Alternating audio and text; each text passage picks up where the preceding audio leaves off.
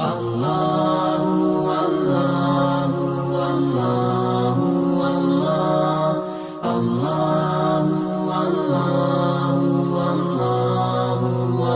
لله رب العالمين والعاقبة للمتقين والصلاة والسلام على سيدنا ومولانا محمد وآله وصحبه أجمعين.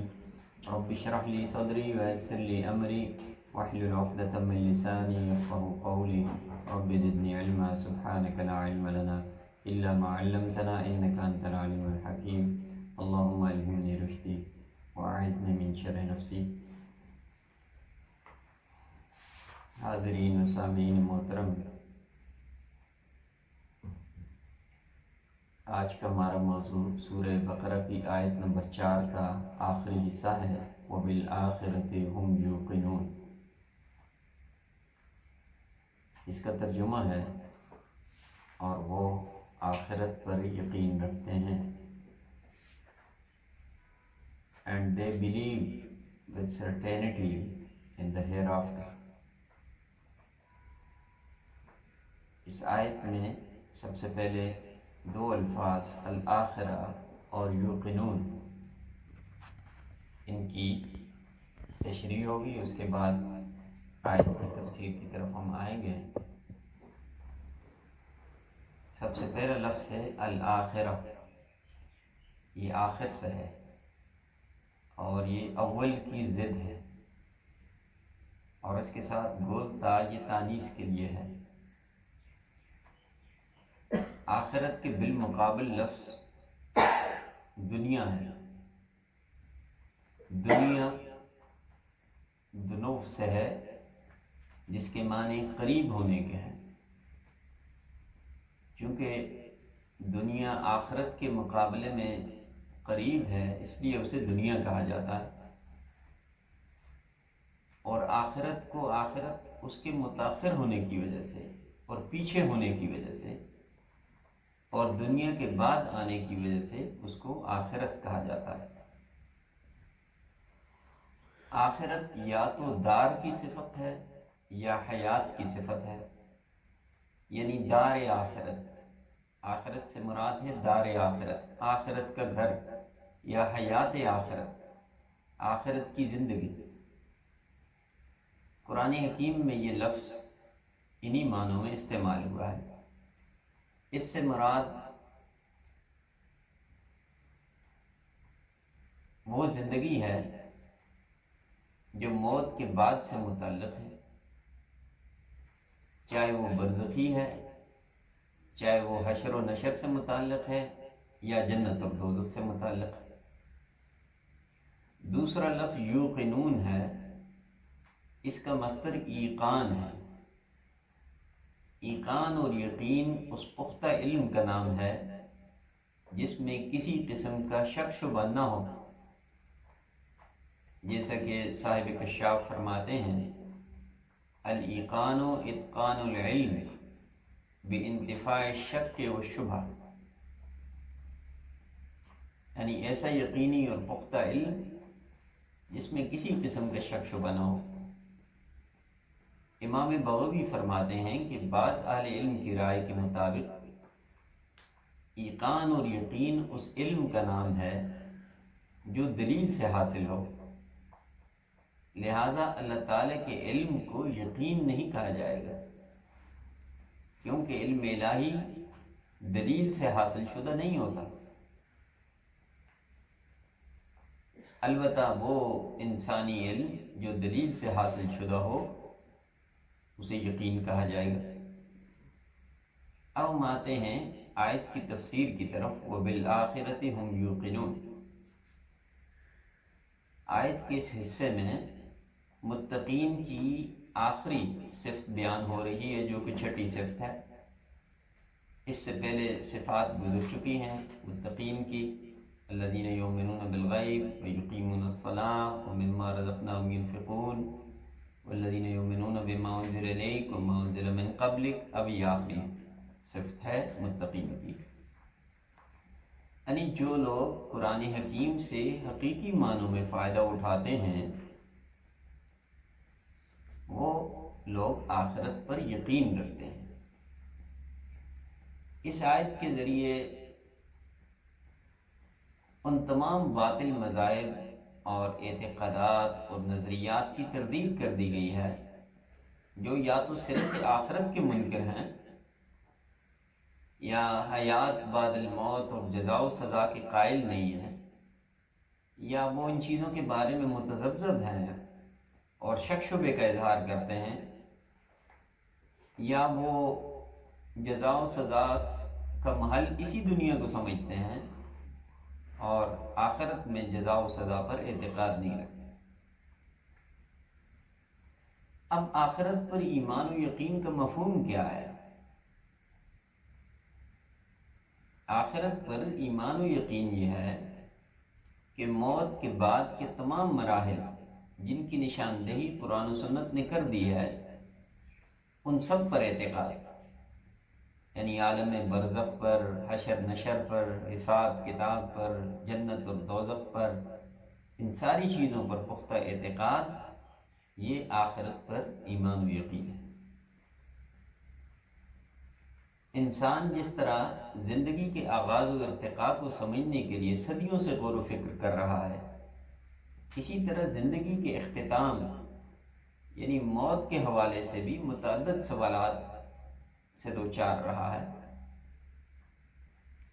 مگر چونکہ اس کا دائرہ فکر محسوسات کی دنیا تک محدود ہے، اس لیے وہ ان کی حقیقت کو سمجھنے سے قاصر ہے، جبکہ مذہب ان سوالات کا بہت معقول اور تسلی بخش جواب دیتا ہے، چاہے ان سوالات کا تعلق زندگی کے آغاز سے ہو، ارتقاء سے ہو، یا اس کے اختتام سے ہو۔ مذہب کیا کہتا ہے؟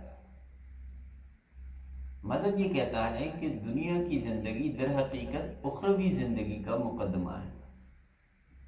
یہ زندگی عارضی اور ناپائیدار ہے، جبکہ اخروی زندگی مکمل زندگی ہے۔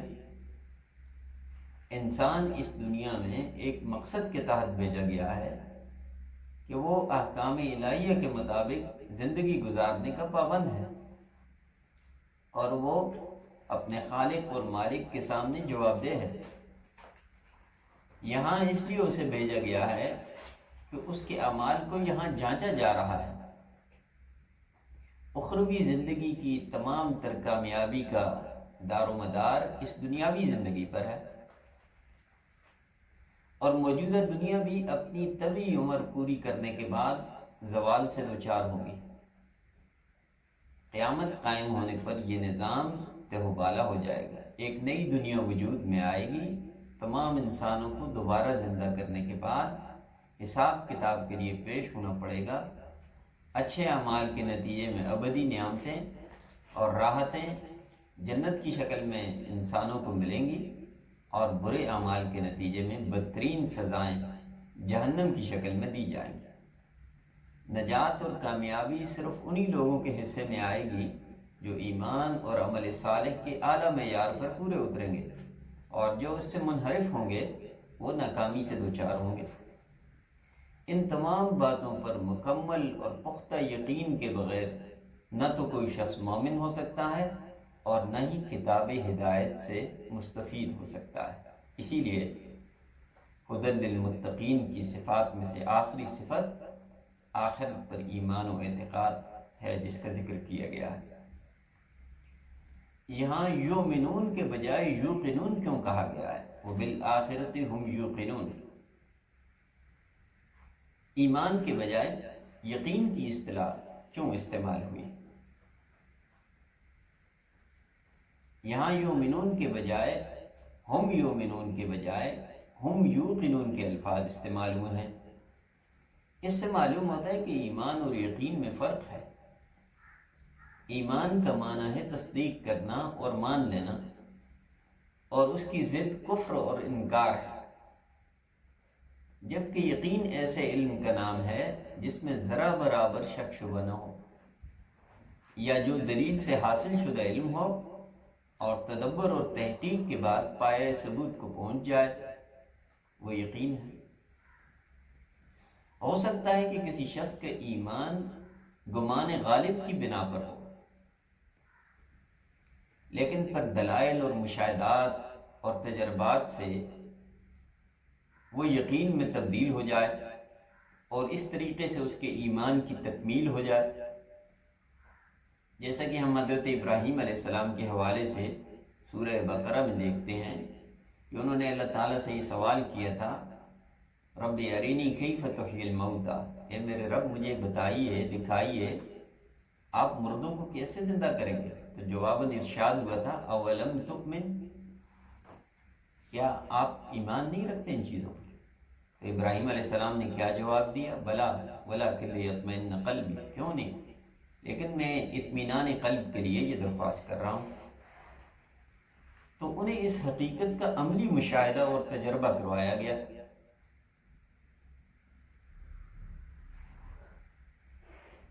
اسی مشاہدے اور اس کے نتیجے میں حاصل ہونے والے یقین کا ذکر حضرت ابراہیم علیہ السلام ہی کے حوالے سے دوسری جگہ قرآن حکیم میں ہے، وَكَذَلِكَ نُرِي إِبْرَاهِيمَ مَلَكُوتَ السَّمَاوَاتِ وَالْأَرْضِ وَلِيَكُونَ مِنَ الْمُوقِنِينَ، ہم نے اسی طریقے سے ابراہیم علیہ السلام کو آسمانوں اور زمین کی حکومت کا مشاہدہ کروایا تاکہ وہ کامل یقین رکھنے والوں میں سے ہو جائیں، لِيَكُونَ مِنَ الْمُوقِنِينَ، حالانکہ وہ پہلے سے مومن تھے۔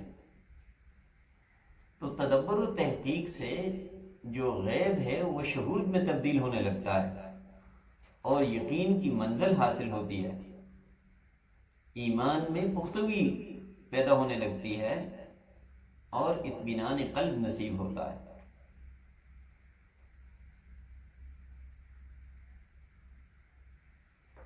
اور اس طریقے سے انسان کو وہ قوت عمل نصیب ہوتی ہے جو اسے ہر قسم کی فکری، تجربی اور عملی گمراہی سے دور رکھتی ہے اور صراط مستقیم پر ثابت قدم رکھتی ہے۔ تو یہاں آیت کا جو اسلوب ہے وہ بہت ہی منفرد ہے۔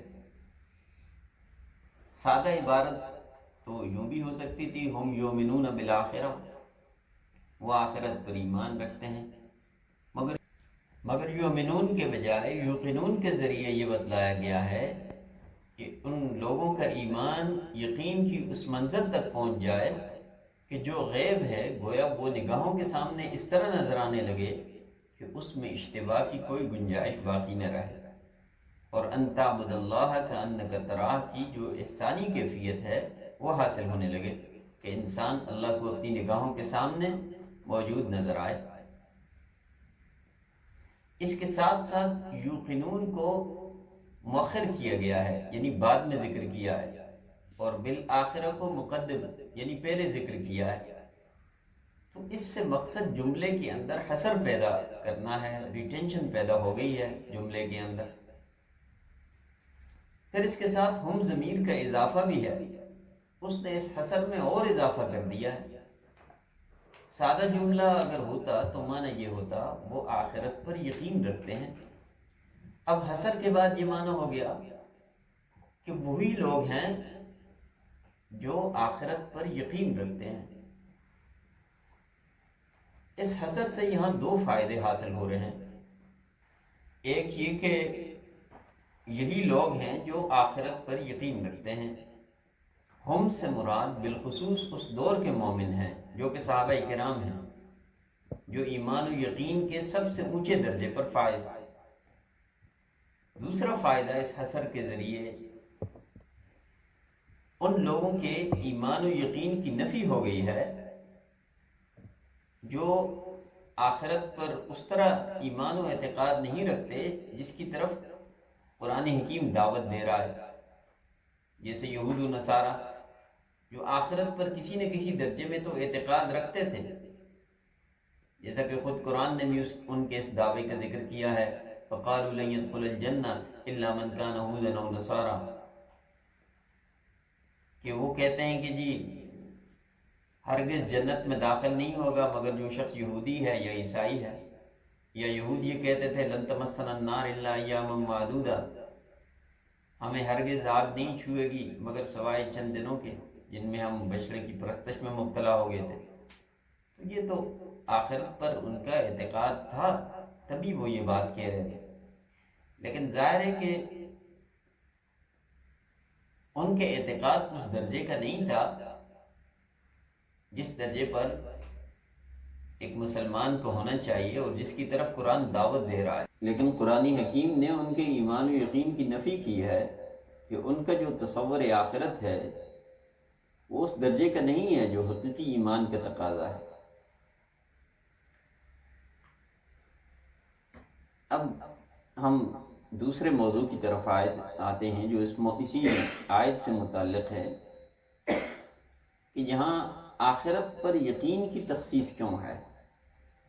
یعنی ایمانیات میں تو اور بھی بہت سی چیزیں شامل ہیں، صرف آخرت پر یقین کا ذکر کیوں کیا گیا ہے؟ الذین یؤمنون بالغیب میں تو ساری ایمانیات داخل ہیں۔ یہاں اس سوال کی وضاحت بھی ضروری ہے کہ یؤمنون بالغیب میں جس طرح دیگر ایمانیات شامل ہیں، اسی طرح آخرت پر ایمان و یقین بھی شامل ہے، تو صرف اسے الگ سے کیوں ذکر کیا گیا ہے؟ وبالآخرۃ ھم یوقنون، حالانکہ عقائد تو دوسرے بھی ہیں، ایمانیات تو اس کے علاوہ بھی ہیں۔ اس کی وجہ اس عقیدے کی اہمیت ہے۔ انسان کے اعمال و اخلاق کی اصلاح کا تمام تر دار و مدار اس پر ہے کہ کوئی شخص اخروی محاسبے پر اور آخرت کی جواب دہی پر یقین رکھتا ہے یا نہیں رکھتا۔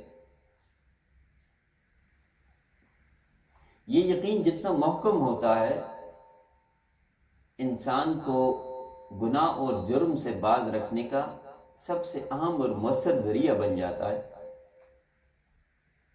وگرنہ محض مادی زندگی کو منتہائی مقصود قرار دینے اور اخروی محاسبے کو نظر انداز کرنے کا نتیجہ ہر قسم کی بدعملی، اخلاقی بیراروی، خواہشات نفس کی پیروی، حرص و طمع، ظلم و استحصال اور حق تلفی جیسے جرائم کی شکل میں سامنے آتا ہے۔ آخرت کا تصور انسانی زندگی کو اس کے مقصد تخلیق سے ہم آہنگ کرتا ہے، اسے یاد دلاتا ہے کہ نہ تو وہ بے مقصد پیدا کیا گیا ہے، نہ ہی وہ شتر بے مہار کی طرح آزاد ہے کہ اس سے پوچھا نہیں جائے گا ایحسب الانسان ان یترک سدی۔ یہ تصور انسان میں ذمہ داری کا شعور بیدار کرتا ہے اور انسان کی شخصیت کو متوازن بنانے میں اہم کردار ادا کرتا ہے کہ وہ آخرت کی نعمتوں اور حقیقی نعمتوں کی اور حقیقی مسرتوں کی یاد دہانی کروا کر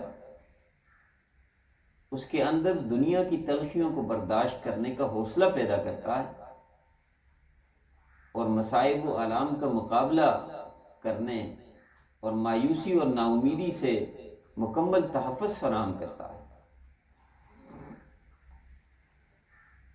یہ عقیدہ انسان سے یہ مطالبہ کرتا ہے کہ اس محدود زندگی اور محدود دنیا میں خواہشات کی تسکین اور انسانی آرزوؤں کی تکمیل ممکن نہیں ہے۔ ایک لامحدود دنیا لامحدود خواہشات کی تسکین کا سامان بہم پہنچا سکتی ہے، جس کا نام جنت ہے، جو ساری خواہشات پوری ہونے کی جگہ ہے۔ وَلَكُمْ فِيهَا مَا تَشْتَهِي أَنفُسُكُمْ وَلَكُمْ فِيهَا مَا تَدَّعُونَ، جیسا کہ قرآن میں ہے، تمہارے نفس جس چیز کو چاہیں گے وہ تمہیں ملے گا اور جو کچھ تم مانگو گے وہ تمہیں دیا جائے گا۔ تو اس عقیدے کے ساتھ اور اس تصور کے ساتھ انسان کی جو زندگی ہے وہ اس کے مقصد سے ہم آہنگ ہو جاتی ہے، اس کی منزل مقصود متعین ہو جاتی ہے، اس سے اس کی دنیاوی زندگی بامعنی اور باوقار بن جاتی ہے، بلکہ اس کے ساتھ ساتھ آخرت میں بھی انسان اس کے نتائج سے بہرور ہوتا ہے۔ عقیدے کی اسی اہمیت کے پیش نظر قرآن حکیم کا بڑا حصہ اس موضوع کی تذکیر اور یاد دہانی سے متعلق ہے، جسے شاہ ولی اللہ رحمہ اللہ قرآن حکیم کے علوم خمسہ میں سے 5واں اہم علم شمار کرتے ہیں۔ اور اسے علم تذکیر بالموت کا عنوان دیتے ہیں، یعنی وہ علم جس کے ذریعے موت کی تذکیر اور یاد دہانی کروائی گئی ہے۔ یہ بڑا اہم موضوع ہے قرآن حکیم کا، اسی لیے قرآن حکیم نے اس کو خاص طور پر یہاں نمایاں کرتے ہوئے ایمان بالغیب کے ساتھ الگ سے اس کو ذکر فرمایا، وبالآخرۃ ہم یوقنون۔ لہذا یہ سمجھ لینا کہ اخروی زندگی کا کوئی اثر انسان کی اس مادی زندگی کے اوپر نہیں پڑتا، اور انسان کے اعمال و اخلاق کے اوپر، انسان کی سوچ اور فکر کے اوپر اس کا اثر نہیں پڑتا، یہ انتہائی درجے کی غلط فہمی ہے۔ نہ صرف اس سے انسانی سوچ اور فکر میں اعتدال واقع ہوتا ہے، بلکہ انسان کی شخصیت متوازن بنتی ہے، اور حقیقی ایک اسلامی جو تہذیب ہے اس کی عملی شکلیں اور اس کے عملی مظاہر ہمیں اس دنیا میں نظر آتے ہیں۔